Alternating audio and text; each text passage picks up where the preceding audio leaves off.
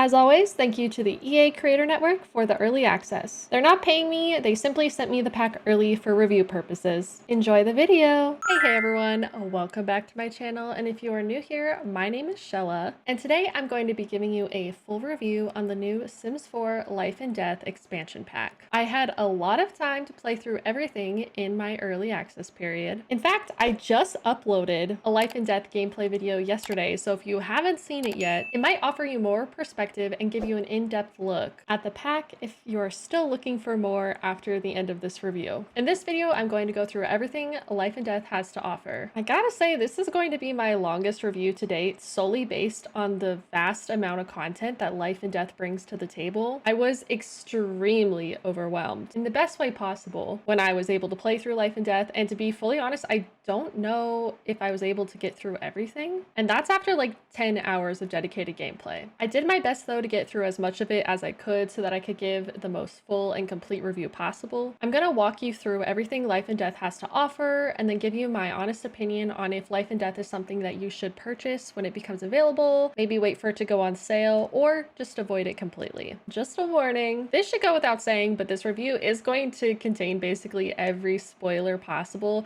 pertaining to Life and Death, so if that's something you don't want to engage with, then you should probably stop watching this video right now. So let's go ahead and dive right in. The new world that comes with The Sims 4 Life and Death is called Ravenwood. It is inspired by the Romanian countryside and features 13 lots. This is pretty average for expansion pack worlds. The community lots include a bar, a nightclub, and a graveyard or cemetery, which is a new type of lot. There are a handful of beautiful homes and sprawling estates. These lots were actually built by 4 incredibly talented creators: Kate Emerald, Create4Sims, Sophie the Sim, and My Simsphony. I'm going to be putting their links down below in the video description, so be sure to go and check out their content. I'm sure they'll have a lot of fun behind the scenes videos going up. I'm not even joking, these are some of the most beautiful builds I have ever seen in a Sims pack. I'm personally really happy that the Sims team has continued to decide to hire creators to help them build for their packs, and I hope they continue to do this going forward because, in my opinion, it's really improved the quality of the packs overall. Let's talk about the neighborhoods. There are 3 distinct neighborhoods featured in The Sims 4 Life and Death. They are Crow's Crossing,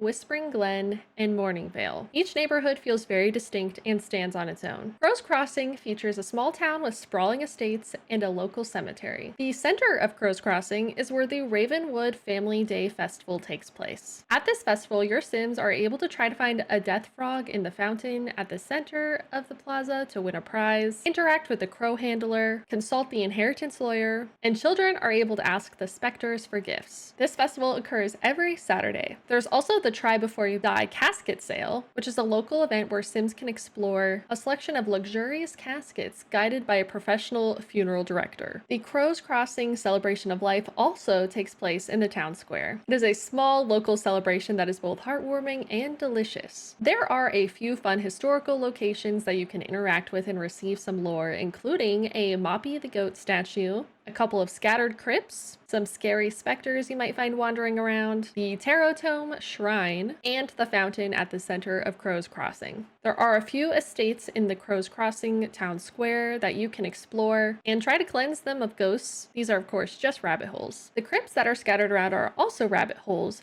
but they feature a choose your own adventure type dialogue with specific interactions you have to perform to progress properly. There's also a city hall building that you can click on to interact with it and bring your camera to focus on specific locations that are very important to gameplay. I found this to be very useful because whenever I get a new pack, I often don't know where things are and end up looking around for them for an unfathomable amount of time, so this made things very easy for me. Perhaps the most exciting location in Crow's Crossing, in my opinion, is the Well of Longing and Regret. This well is capable of granting a great boon to your Sims for a single simoleon, but only if you can convince its resident to give you their mark. The well is haunted eternally by a Sim named Edith, who is quite frightening, but frankly, I think she's just misunderstood. I will be elaborating more on this in the gameplay section of of this review. The second neighborhood within Ravenwood is Whispering Glen. This is the more rural neighborhood that is in the Ravenwood countryside. It is steeped in ruins and rumors, which makes it perfect for collectors and historians alike. You can explore the local crypt, investigate the Tarot Tome Shrine, and attend a nightly festival that takes place in front of the Ancestor Cliff. Every full moon, the Moon Revelry Festival takes place here, and clothing is optional. It features a large bonfire and lots of food. The builds here match a very rural and cottagey feel. It honestly kind of reminded me of Cottage Living, but in a different font. Like if Cottage Living was in a horror film, maybe. My one critique of this neighborhood is that compared to the other two, not a lot happens here, but maybe that's intentional. It could be quite a lovely place for players who don't like dealing with all the hustle and bustle that occurs in the other two neighborhoods. The third and final neighborhood featured in Ravenwood is Morningvale, which features an otherworldly aura. It's giving Haunted Trek. Very swampy, very scary, lots of ghosts and bogs. It is said that the Grim Reaper himself can often be found wandering around this neighborhood, but I personally did not run into him during my gameplay. One of the main features of this neighborhood is the Baleful Bog, which is a glowy purple swampy kind of area which allows your Sims to have an out-of-body experience or choose to be reborn here if they are far enough along in their soul's journey. I of course will elaborate more on this in the gameplay section of this review. There's also a Tarot Tome Shrine in this neighborhood like the others, and it is located near the bell tower. You can also visit the Guardian Tree, which has a lot of fun interactions and a very sad ghost named the Weeping Mother. Be sure to chat with her when you get the chance. Morningvale hosts a variety of festivals, including the Afterlife Anonymous, which is kind of like a support group for ghosts who are coming to terms with their new existential living, and the Thin Festival, which takes place at the Guardian Tree every Wednesday.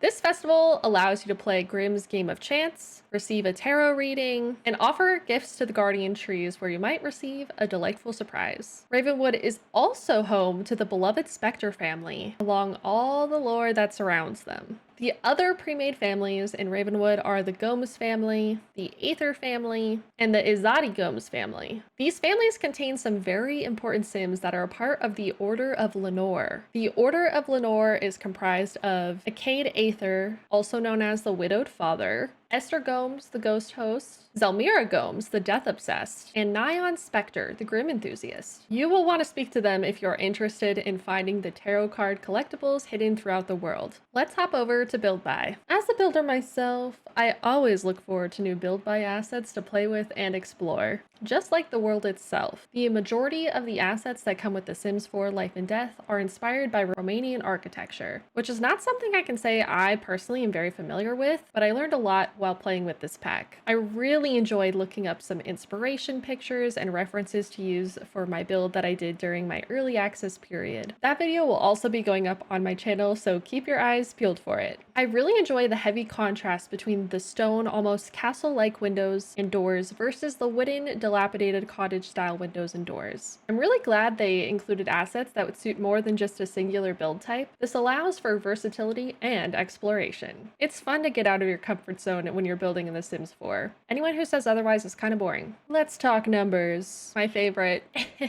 There are 7 new doors, 14 windows, 2 roof textures, 8 roof details, 10 wallpapers, 1 floor, 4 fences, 2 rails, 1 spandrel, 2 gates, 2 columns, 1 stair, and 1 foundation. That is all of the new build assets. Like I mentioned earlier, they are all Romanian inspired, which leads to all of these build assets having a very distinct feel. I wasn't sure how to feel about the windows, especially at first glance, but I have to say I really grew to love them after looking up and getting inspired by references from the real world. I especially love the new greenhouse glass inspired windows and can see myself using them frequently. Everything else not so much unless I have a specific build in mind. I think they would work very well with older historical city type builds in general. The buy section features a mixture of older, more ornately wooden carved pieces and super modern and sleek design pieces. Much like the build section, there's a pretty clear contrast between the two aesthetics featured. I feel as though the furniture basics are pretty covered with this pack, such as bedroom, kitchen, and bathroom sets, alongside a handful of new clutter items including some plants and scrungly wall decals. decals, not to mention the absolutely stunning art. There are a few new rugs and a new item called a curtain arch, which is surprisingly not categorized in the curtain section, so I didn't know it existed the first time I did my build. I am obsessed with the modern kitchen set as it comes in some beautiful jewel tones and some delightful neutrals. It pairs really well with the new bathroom set. I think my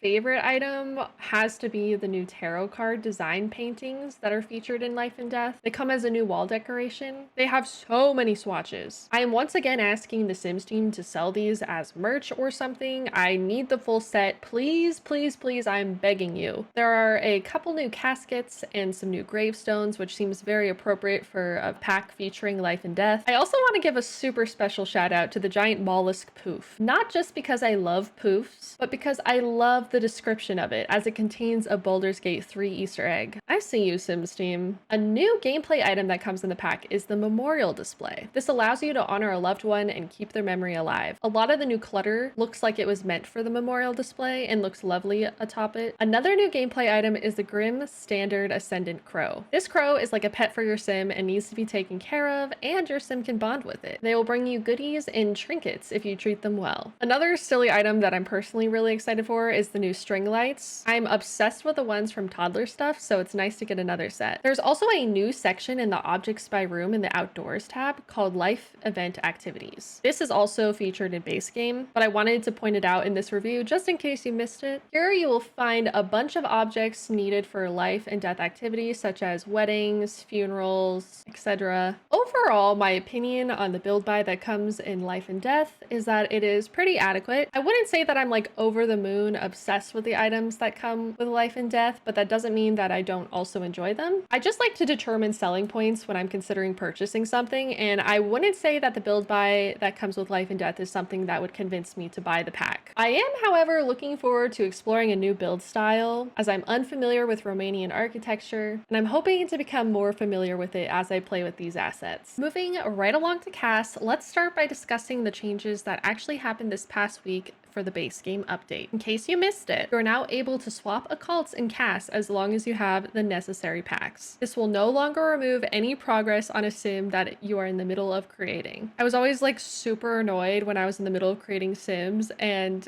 at a certain point I decided that I wanted them to be an occult, and I would have to just start over from scratch and like reset the progress. So I'm personally very glad that this is an update they decided to go forward with. You might have noticed you are also able to select a cause of death. This is available for child up through the elder stage. You are able to make a ghost with just the base game, but you will not have the ghost occult tree. There are also many causes of death that will be added to your game based on the packs that you have. When it comes to the cast items that are featured in Life and Death, I'm obsessed. The overall designs are very macabre with some gothic vibes. Let me be clear, I'm not a fashion girly, so I can't really comment very deeply or accurately on fashion in general, but as someone who is a casual clothing enjoyer, I really enjoyed the pieces that are featured in this pack. Let's talk numbers again. There are 4 infant full body outfits, 1 infant tights, 5 toddler full body outfits, 1 toddler top, 7 child full body outfits, 1 child top, 14 child hairs, and then 20 teen plus full body outfits, 6 of which are career unlockable, 23 teen plus tops, 8 new earrings, 1 new pair of glasses, 2 new necklaces, and the new eyeshadow. I'm really glad that they made so many assets for infants through children. I was able to dress my kids in a macabre aesthetic, and it honestly got me thinking that some of these items would be perfect for the Decades Challenge if that's something you're interested in. Now, the hairs that come in Life and Death really stand out to me. I love that there are a few hairs that offer a solid option and a multicolor option. The color blocking that is featured is super cute and is giving me like Monster High vibes in the best way possible. I'm also very impressed with the new mohawk that is featured in Life and Death. I just love how stylized it is, and it truly feels very like creative and satisfying in a way that I don't know how to put into words. It's like somehow realistically cartoonish. I don't know. There's just something about it that feels really cool. I'm also someone who likes to give my sim multiple different hairstyles for different outfits, but I'm like super picky about continuity. So if one hair has bangs, then all the other hairs have to have bangs. Now this pack has some great options for continuity. The The braids, the bun, and the straight hair could all be used for the same sim. It's a killer combo that I'm going to be using often. I also really like the overall color palette that is featured in Life and Death. The palette has some very rich jewel tones that are accompanied by some muted neutrals and a lot of fun patterns. I can see myself integrating a lot of these pieces into my everyday Sims gameplay and finding new and fun ways to style my Sims going forward. They're also pretty high quality, and I'm not fully sure how to word this, but I like that some pieces feel more modern while others feel more antique, if that makes sense. I think having variety like this makes for a very well-rounded pack where everyone will be able to find something that works for them. I personally have not noticed any bugs related to casts when trying on different clothing items. That's not to say that there aren't any. I may have missed something. There's a new aspiration that comes with Life and Death called Ghost Historian. It can be found in the knowledge section. These Sims will want to learn everything about ghosts and use their findings to write creepy horror novels. It will require your Sims to level up their writing and Thanatology skills. I will go into more detail about the Thanatology skill in the gameplay section of this review. I personally did not manage to complete this aspiration during my gameplay, but I heard rumors that your sim will be able to write a very special horror novel if they complete this aspiration. I can't wait to discover that when I have some more time to dive in. There are 3 new traits that you can assign your Sims in casts. They are macabre, skeptical, and chased by death. I also discovered that if your sim happens to be a ghost, chased by death will be changed to embraced by death. Macabre is a trait where your sim will embrace their inner darkness and occasional intrusions of light. They still want to be their best unique sim self while still reveling in all that life and the afterlife has to offer. This trait conflicts with the skeptical trait, meaning you can't have both. Sims with this trait also prefer the dark and do not like the sun, similar to vampires, which I think is pretty funny. Skeptical Sims are not entirely trusting of the majority of things that they see and hear. They like to challenge the universe to provide concrete proof that something is indeed as it might appear. In my gameplay, I had a skeptic sim that died and became a ghost. They frequently had existential crises and were very uncomfortable, which I thought was kind of hilarious. The skeptical trait will also apply when interacting with other occults. Sims who are chased by death are very aware that death is following their every move. This means that risky and dangerous behavior will most likely have very deadly consequences. These Sims will have frequent near-death experiences, which will give them the desire to live every day to the fullest and to progress along their soul's journey faster. They always feel the best when they are achieving something with what little time they might have left. There's a new pop-up that will happen in-game if your sim has a brush with death for the first time, and it's essentially a warning. Sims who are chased by death have a much higher chance of dying when fixing broken items, taunting crows, and eating the occasional cowplant cake. Pretty much any behavior that would be deemed as risky. I personally think that having a sim with the chased by death trait and the clumsy trait would be a killer combo, literally. Embraced by death is the only ghost exclusive trait. I think that's pretty cool. Death has caught up with these Sims at last. Now that they don't have the constant threat of death looming over them, these Sims feel ready to embrace their future. They still want to achieve meaningful things, learn new skills, and complete their unfinished business. The biggest change is that they now feel kind of amused by death and even entertained at the threat of death. Lastly, a hidden trait that your sim can be assigned is Grimborn. You can't assign this trait in casts. It only comes from being a child of the Grim Reaper himself. I will dive a little bit deeper into this in the gameplay section of the review. Speaking of gameplay, I think it's about time we get into it. Buckle up. I'm about to yap for an undetermined amount of time to even begin to scratch the surface of the gem that is the gameplay that is offered in Life and Death. I'm gonna start with the stuff y'all really want to know. I'm one of you, so I know this is true. New deaths and new woohoo spots. There are 3 new deaths in Life and Death. Your Sims can now die peacefully in their sleep from old age instead of getting up out of bed and dying on the floor dramatically. You can also take a dip in the baleful bog one too many times and become a ghost permanently. Finally, if you feel like provoking crows for whatever reason, you can die by murder of crows. And honestly, you probably deserve it. Let's talk woohoos. There's a completely new woohoo location. You can woohoo inside of crypts now. I really liked the creepy rendition of the classic woohoo music that plays. It's a vibe for sure. Your Sims don't have to be vampires to woohoo inside of caskets anymore. Exciting! And finally, ghosts can really explore their options. They can unlock the ability to pretty much woohoo in anything. I can't wait to woohoo in the toilet. If one of your sims is a ghost while the other sim is still alive, you can have an ethereal woohoo, which will temporarily turn your sim that is alive into a ghost. I think it's really sweet considering that sims now have the ability to ask to continue their marriage after death, which means that sims can officially become widowed. If a sim's ghost partner is still around and your sim decides to move on, the ghost can become jealous. Another update I know y'all are dying to hear about is the ability to have kids with the Grim Reaper. That's right. With life and death, your sims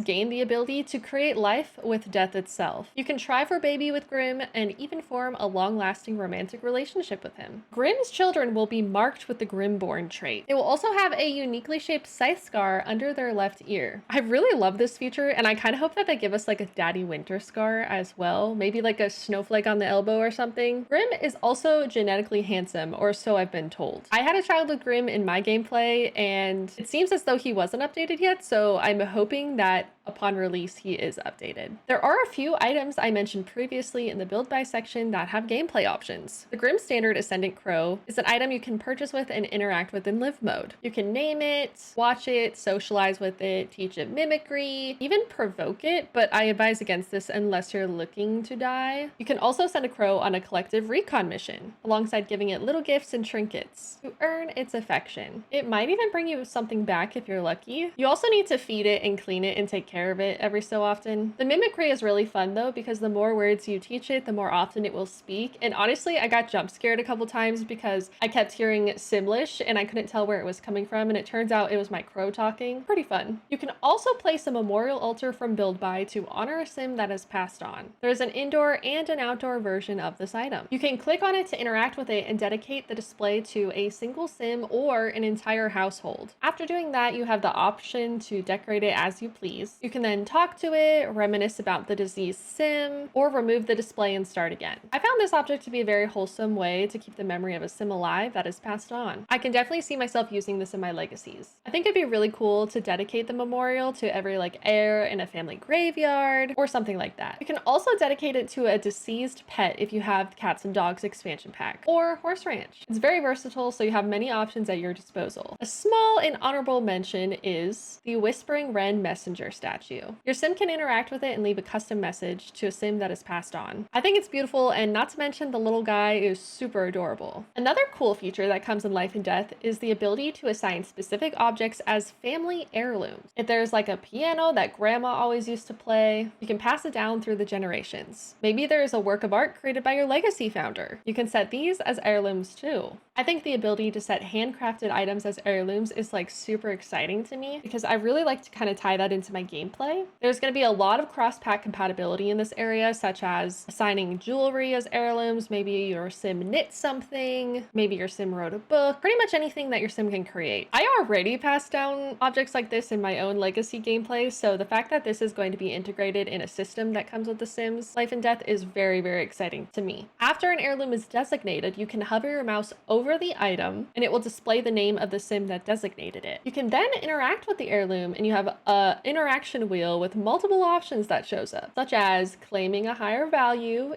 engraving a custom message, passing the heirloom to whoever you decide, or removing the heirloom. I'm looking forward to discovering what can be set as heirlooms and what cannot. Another fun feature that comes with Life and Death is wills. Your sim will have the ability to write their will at any time. In fact, I recommend having your sim write their will as soon as they age up into a young adult, especially if they have the chased by death trait. I don't know about you, but a lot of my sims meet their untimely demise. Maybe that says a lot about me as a player or a person. You can begin writing your sim's will by interacting with the town hall located in Crow's Crossing. It will then show up in your sim's inventory. You'll then have the ability to update and customize the will to your liking. This includes leaving a personal note, deciding where your sim's remains will go, where the funds will go, where the heirlooms will go, and if your sim has a dependent, deciding on who will take care of them. You can also have your sim plan their own funeral with their will, including deciding what activities they would like to happen at their funeral. If you host a funeral for this sim, the activities that they desired will have an icon on them signifying that that that was what was in their will. I really enjoy how much you can customize a Sim's will. It allows for in-depth personalization of each Sim, but also leaves enough open for the player to customize and add their own story elements to fill in the gaps. You can assign an emotion that Sims who read the will have upon reading it, which I think is really fun. For example, if you have like a super rich and snobby Sim, they can leave a snarky response in their will and withhold all of their funds for the family to incite a bunch of family drama. Also, something that might not seem like a big deal, but for me it is the ability to designate where your Sim's remains end up after they pass. As someone who plays a lot of legacy challenges, I like to collect my family members' graves and stuff because I usually do have like a family graveyard or something of the likes. But every time I go to find my Sims, if they're not in my household, there's a high chance that they might not even be on their own lot and they're lost to the world forever. Now, this will no longer be an issue because I can designate the remains to whichever active household I am currently playing. You're also able to edit or reset your Sim's will at any time, so none of these options lock you in. A huge feature of The Sims 4 Life and Death is the funeral event. It is very similar to planning other events in The Sims 4. It follows the same format as planning weddings or romantic dates. I think it's absolutely hilarious that you're able to hire mourners. This could be for many reasons, but the first one that comes to mind for me is I had this super evil 5-star celebrity Sim who was not nice to his family at all. So there's no way that his family would come to his own funeral. So he would probably have to hire mourners so that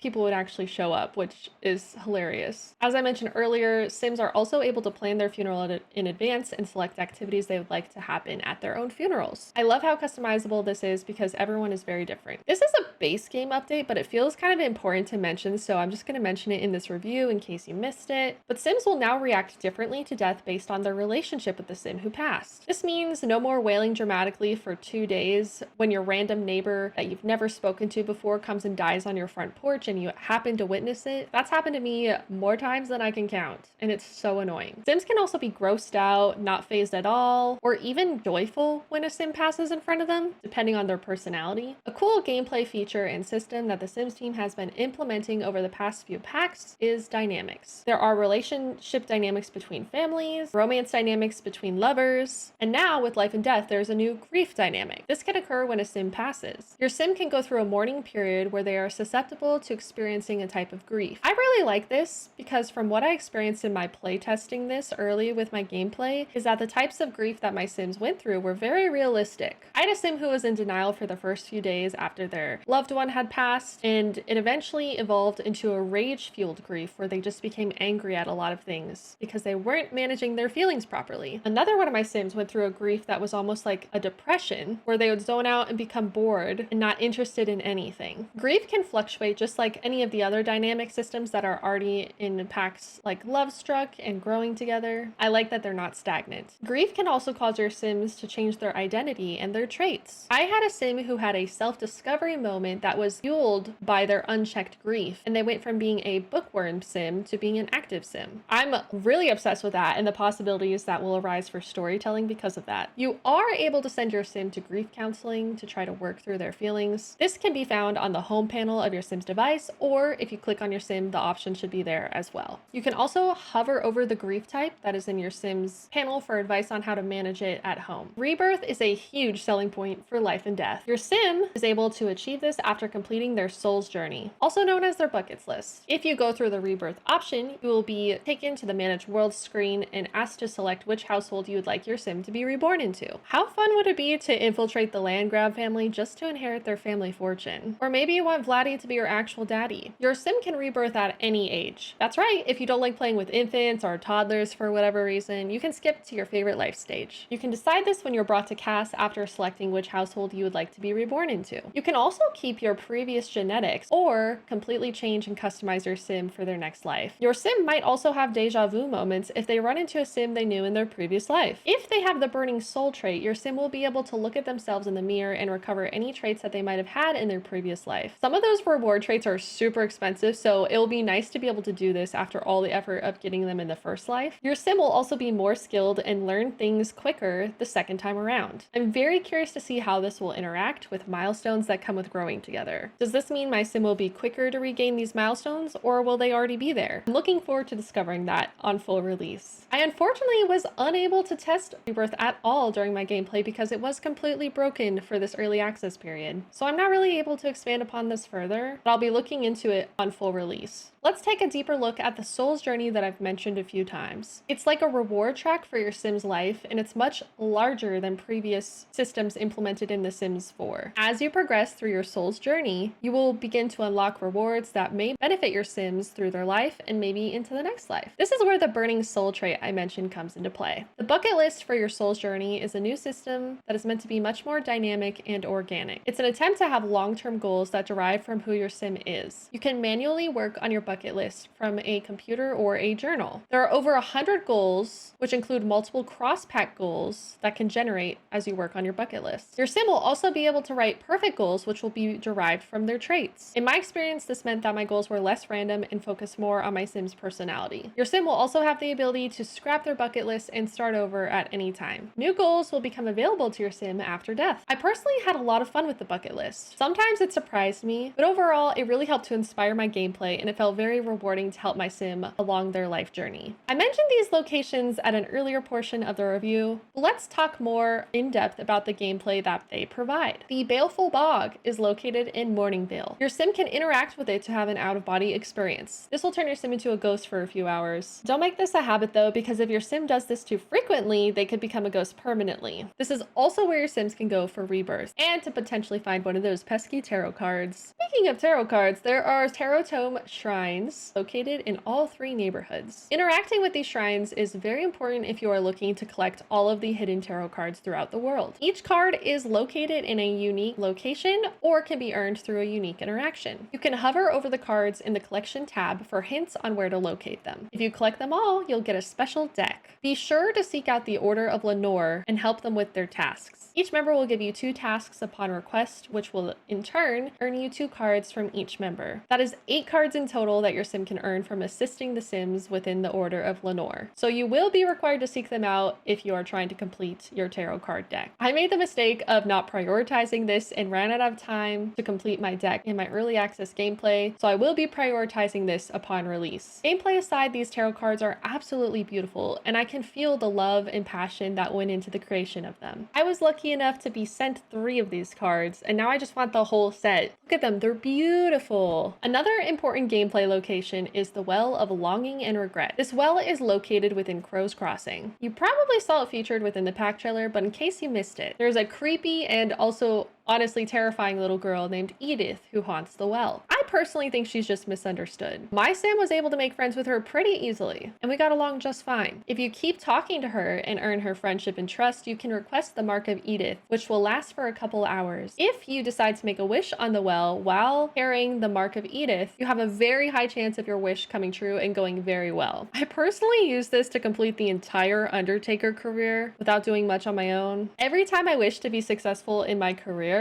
I gained 2 career levels. This is literally lucrative and overpowered. I'm looking forward to exploring what the other options will grant my Sims upon success. Another important gameplay location is the Guardian Tree. This tree is located in the Morningvale neighborhood. Your Sim can interact with this tree, and the options are listen to whispers, use intuition, which is unlocked after interacting with a tarot tome shrine. There are a few options with the Guardian Tree that you need to unlock through gameplay, such as refill needs and scavenge. Refill needs does exactly what it says it does. It literally refills all your needs to max. It's overpowered, and I use this so frequently throughout my gameplay. Be sure to speak to the NPC found wandering around the base of the Guardian Tree named the Weeping Mother. She will assign you a quest if you interact with her. I recommend seeking her pretty early on because she is a catalyst to unlocking a lot of dialogue within Ravenwood. There are a few rabbit hole buildings in the Crow's Crossing area called the Golden Oldie Vacant vacant homes. If you're a ghost, you'll be able to infest these homes, or you can choose to cleanse them if there already is a ghost infestation. Upon a successful cleanse, I was gifted an undead cow plant. This is one of the locations where you can find them. Crypts are another series of rabbit holes that are scattered throughout all 3 neighborhoods. You can interact with them and select any of the following options. You can explore the underground crypts in hopes of finding treasures or maybe a tarot card if you're lucky. You can also select a crypt to join the Undertaker career if you're not in it already. You can name the crypts and store gravestones and urns inside of them. I think 20 is the max. You can also tell ghost stories in the crypts or take a nap. And let's not forget, you can woohoo in the crypts as well. I had a really fun time going through the choose your own adventures that were within the crypts. To help you prepare for your journey, these are the skills that I found useful. Any type of musical instrument talent, charisma, and fitness. Oh, and also bring a snack. There is a mysterious merchant by the name of Waylon Wares that can be found wandering around Ravenwood. I found him most often near a crypt in Crow's Crossing, but he also attends a few of the festivals. You can get to know him and select multiple options underneath the merchandise section of his dialogue option. He sells a lot of mysterious items, including ghost cow plants, authentic wills, and even souls. You can also sell him your goodwill or fear essence for simoleons. In my own gameplay, I purchased like 50 souls from him because I had a quota to meet in the Reaper career, and let's just say quota was met. It was expensive though. Speaking of careers, let's go ahead and talk about the 2 new careers that come with life and death. The Reaper career is an active career. This means you have the option to accompany your sim on their workday. The job lot is called the Headless Quarters, and it's beautiful. Here you will be assigned daily tasks in order to strive for those sweet promotions. You can practice reaping, file death reports, order office supplies, help Grim with his tablet, analyze death trends, and even scry for assignments. If you end up preparing for your assignment ahead of time, you end up getting better results on your job. The assignments are different every day, but I will say they get a little bit repetitive after a couple days. There are multiple different ways you can have your sim try to reap souls as they are learning. Personally, I like to flamboyantly collect souls when I was on the job until I was confident enough to do it just like Grim himself. I had a lot of fun playing the career and even found a lucrative way to make money, which involved stealing the excess Grim slablets that kept spawning and selling them for 1,000 simoleon each. But don't tell Grim or the Sims team. I don't want this to be patched. Next is the Undertaker career, which has 2 career branches. This is not an active career. It's like most of the careers where your sim will just go away for the day and come home. Your sim will have the choice to become either a mortician or a funeral director. Depending on which path you decide to take, you will be able to unlock specific career rewards and outfits. I played the mortician career and it actually only went up to level 9, which kind of surprised me. I'm not certain if the funeral director branch goes up to 10 levels, but that's usually the standard for careers in The Sims. So I guess I'll have to find out upon release. The new Thanatology skill that comes with life and death can be increased by reading theories on the computer, reading skill books, or progressing in the Undertaker career. The higher level your Thanatology skill gets, you'll unlock some cool abilities, including the ability to speak in an undead language. It's honestly kind of horrifying and scary. You will also gain the ability to create a soulful treat meant to boost a sim's motivations. The Thanatology skill is a minor skill, which means that it only goes up to level 5. Last but certainly not least, let's go ahead and talk about the new Ghost Occult. That's right. Life and Death expands upon ghosts by giving them their own special needs and their own skill tree. Like other occult skill trees, there are 5 levels for your ghost to master and unlock skill points as they go. There are chaotic skills, neutral skills, and benevolent skills. And all of these are indicated by the colors red, green, and blue. I played through a bit of each, but only managed to get to level 3 of the skill tree by the end of my gameplay period. I found that leveling up your Sim's ghost powers can be really difficult, but I found a loophole. I managed to get 2 of my ghosts to work together in tandem. I had an evil ghost that would spawn a bunch of trash everywhere and sow chaos, and then I had my good ghost come along behind them and clean up the mess using their ghostly powers for good. Upon reaching the ghost mastery of the Transcendent Wraith of Chaos by using evil abilities, your sim will be able to unleash the otherworldly curse onto unsuspecting sims. Things just tend to go wrong, and everyday tasks become a burden for a sim afflicted by the otherworldly curse. This also unlocks the Mark of Evil, which is a tattoo exclusive to malicious ghosts. Performing any evil ghostly actions will give your sim fear essence. On the other hand, a sim who masters the transcendent wraith ability by performing good ghost interactions will unlock the benevolent blessing. This blessing will give sims the gift of boundless fortune. Everything will just fall into place for them and tasks will be done with ease. This also unlocks the mark of good, which is a tattoo reserved exclusively for the most benevolent of specters. Performing any of these good ghostly actions will provide the sim with goodwill essence. Like all occults, your ghost will have a power meter and will need to rest in order to restore it, so you can't spam the abilities too much. Overall, I found the gameplay offered in Life and Death to be very overwhelming, again in the best way possible. It was hard to choose what to do first. There were so many options I never felt like I didn't have something to do. I'm honestly 100% sure that I missed some things here and there, so feel free to point this out in the comments. Let's go ahead and get into the bugs. It would not be a complete pack review without addressing the bugs that I come across during my early access period. I would like to remind you that the version of the game I played is not final software, but I do think it's important to bring forward bugs that I experienced just in case they carry over into the release of the pack. It is my hope that a lot of these bugs will be resolved upon release though. This also means that new bugs might be introduced upon release due to all of the other packs that will be available, and I did not have those during my early access period, but I sincerely hope that's not the case, but I will be keeping my eye out. First and foremost, I did have a baby with Grim. You caught me because I was curious to see what they would look like. I know in the past his human sim form was revealed and harshly critiqued by the community, so we were told that he would get a genetically pleasing makeover. From what I saw in my gameplay, I'm not sure if that genetically pleasing makeover was applied to Grim yet. I'm not sure if the genetics had any changes. This is what my child looked like. I personally don't care, and I just change things about my sims if I feel like it, but I just wanted to note that I'm not sure if the update was in the early access that I had or not. I will definitely be checking when I get my hands on the full release. Another bug that I ran into had to do with my sim having an out-of-body experience, which means they were turned into a ghost. I had my sim eat the Death Frog hot pot at one of the festivals. She was turned into a ghost for a few hours, and I didn't notice this at the time, but my sim's grave appeared in her own inventory, so this was very confusing for me to find hours later. I asked around, and the best answer I got was that it's supposed to be like a memento of your experience. I'm not a huge fan of that, but I can kind of ignore it or get over it. However, later, my sim got a moodlet about being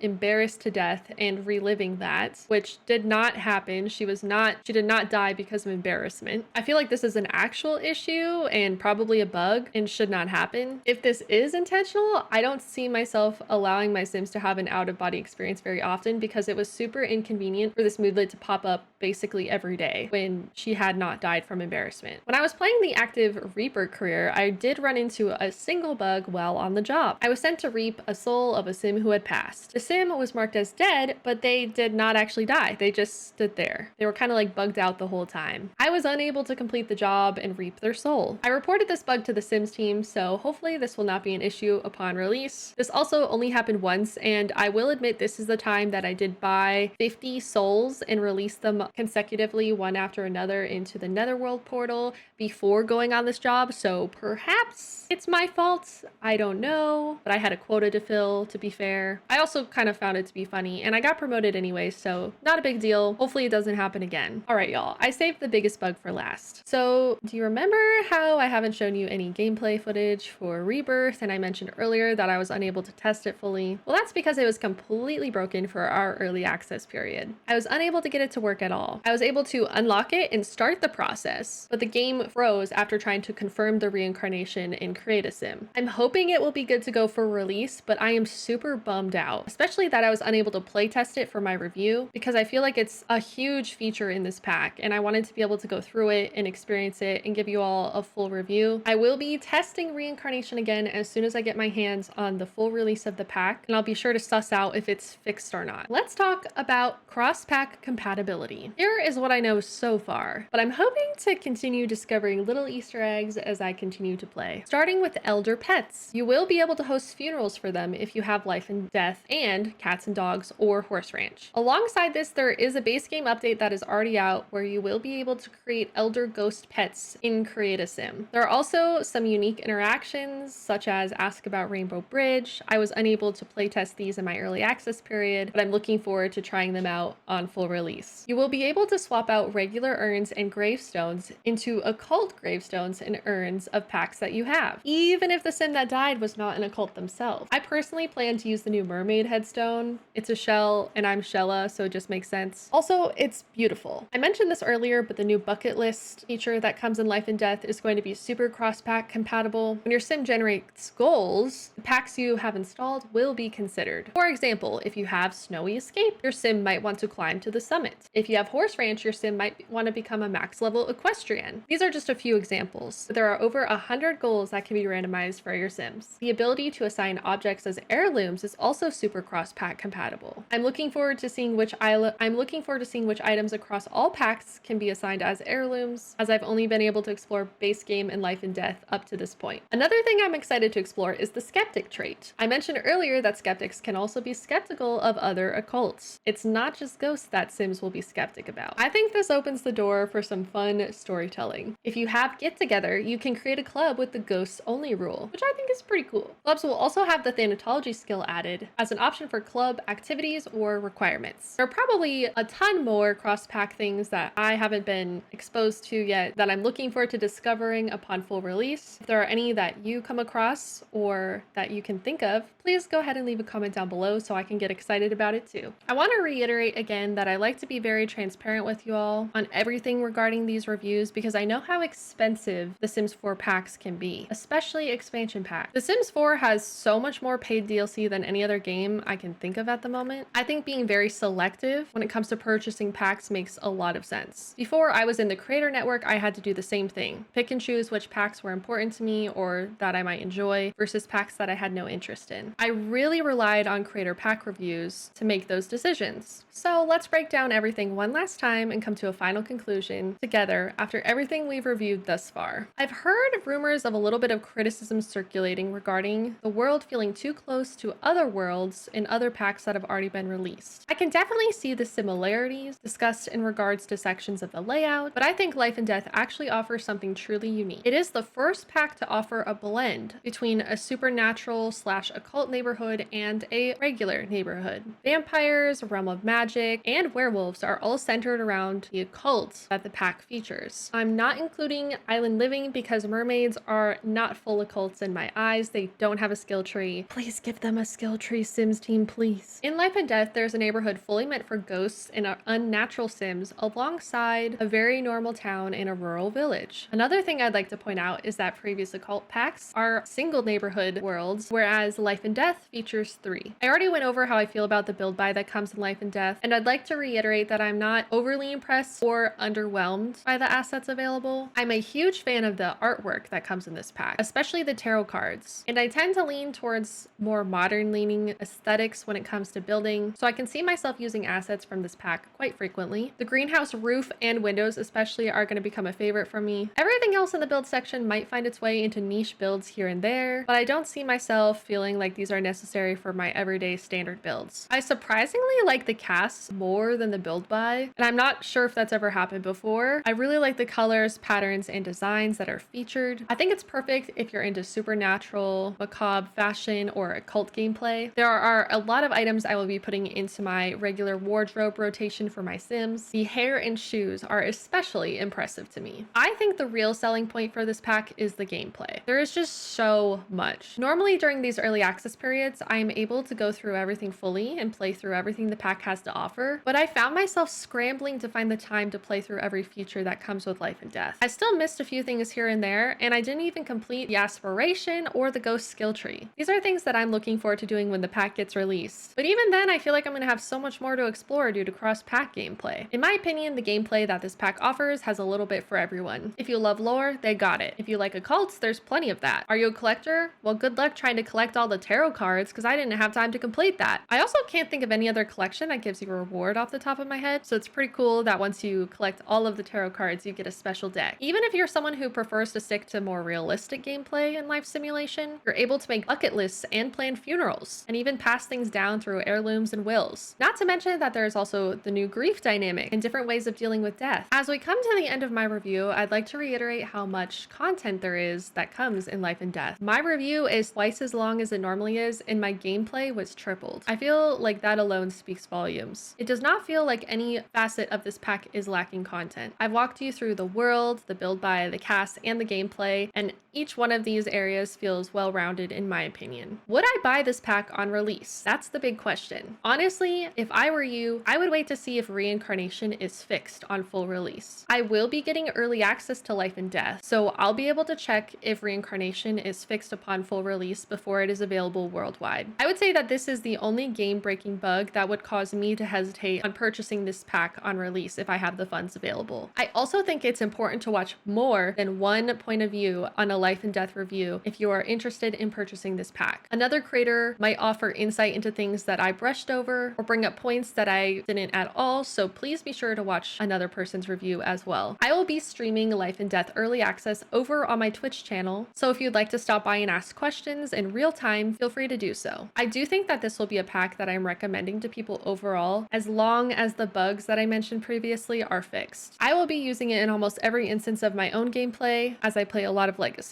I hope my review has given you enough information to move forward and make an educated decision on whether or not this is the pack for you. In the end, everyone has different preferences and priorities when it comes to the way they want to sim, and I think that's beautiful. I'd like to say thank you again to the EA Creator Network for providing me early access and the ability to create this review. If you all enjoyed this review or found it helpful in any way, please be sure to leave a like and a comment. I would love to hear y'all's general feedback in the comments below as well. After all, I make these reviews for you. I will be posting a lot more content based on Life and Death over my channel over the next few weeks, so don't forget to subscribe for more. If you intend to purchase this pack upon release or any other packs in the future, feel free to use code Risshella at checkout. 5% of the total will go into my pockets instead of EA. I hope that this review was helpful overall. I spent a disgusting amount of time working on it, and I really hope it shows. But until next time, I love you all a lot, and I will see you in the next one. Take care, everyone. Thank you for watching my YouTube video. I don't know what I'm singing. This is my outro, but thanks. See you next time. Love you. Bye.